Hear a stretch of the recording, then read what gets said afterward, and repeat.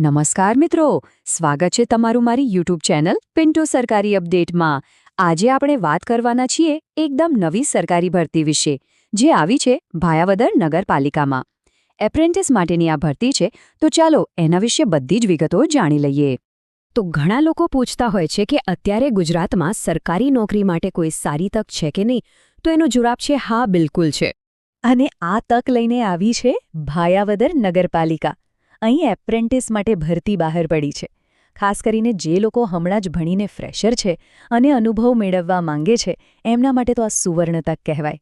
Okay, તો સૌથી પહેલાં આપણે જોઈશું ભરતીની જાહેરાત, એટલે કે જે પણ માહિતી છે એ ઓફિશિયલ ક્યાંથી આવી છે અને એમાં શું લખેલું છે। જુઓ, આ છે એમનું ઓફિશિયલ જાહેરાતપત્ર। આપણે જે પણ વાત કરીશું ને, એ બધી જ માહિતી આ જ જાહેરાતમાંથી લેવામાં આવી છે। તો ચાલો આમાં શું શું મુખ્ય મુદ્દા છે એ આપણે એક પછી એક સમજી લઈએ। હવે વાત કરીએ જગ્યા અને લાયકાતની, મતલબ કે કઈ પોસ્ટ છે અને કોણ કોણ આમાં અરજી કરી શકે છે। ચાલો જાણીએ। તો પોસ્ટનું નામ છે બેક ઓફિસ આસિસ્ટન્ટ, અને હા, આ એપ્રેન્ટિસની પોસ્ટ છે।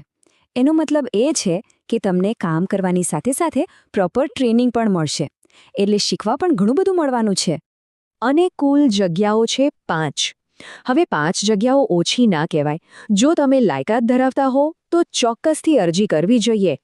હવે ભણતરની વાત કરીએ તો આમાં 12 પાસ ઉમેદવાર પણ અરજી કરી શકે છે, અને જે લોકો ગ્રેજ્યુએટ છે એ પણ અરજી કરી શકે છે, એટલે કે ઘણા બધા લોકો માટે આ દરવાજા ખુલ્લા છે।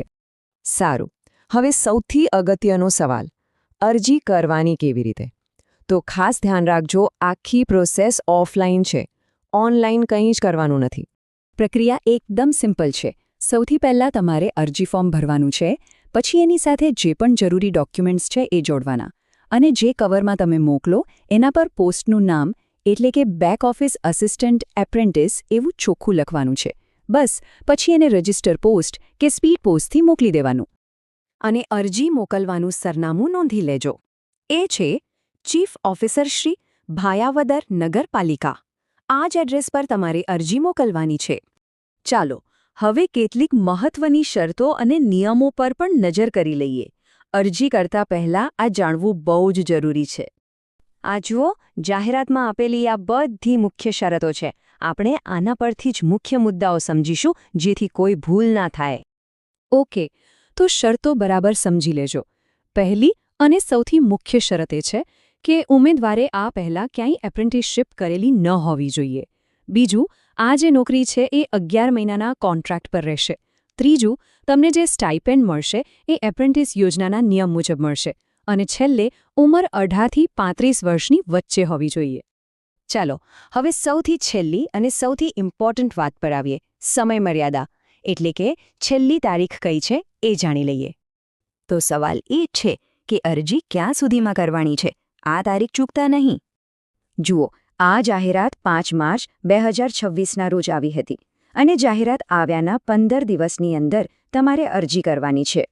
એટલે કે ગણતરી કરીએ તો અરજી કરવાની છેલ્લી તારીખ છે 20 માર્ચ 2026। આ તારીખ તમારા કેલેન્ડરમાં અત્યારે જ નોંધી લો।